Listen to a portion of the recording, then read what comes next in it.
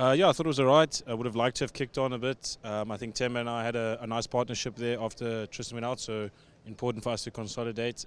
So I'm happy with my contribution towards the team. Yeah, definitely. I think we do have a couple back home coastal wickets that tend to play like this as the games go on for 4-day cricket.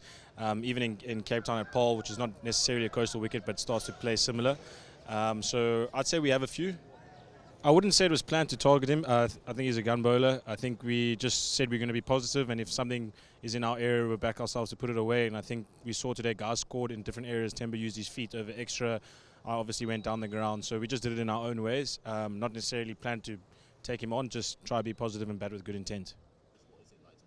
Yeah, I think Vern's probably spot on there. It's not easy to get wickets. It's probably a game of patience both ways. It's not easy, like you say, as a batter, just to get your flow.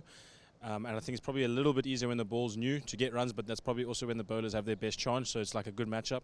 And then as the ball gets softer, scoring gets a little bit slower. I think you saw that in the session run rates. And then I think, like I said, it becomes a game of patience between bat and ball.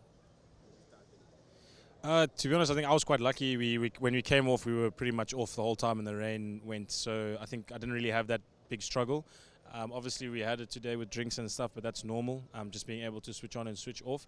But looking at the weather throughout the rest of the test match, that definitely could come into play for both sides. Whoever is able to switch back on immediately is probably do them really well. What have I learned from Brave New World? Well, it's quite similar to George Orwell's 1984, 1989? Is it 84? 89? 84, yeah, 1984, so it's very similar. I enjoyed that one. This is a little bit different, a little bit more futuristic, so quite cool. Different perspective. It's always scary to get these kind of apocalyptic books that were writing about stuff that didn't exist back then, so it's really interesting.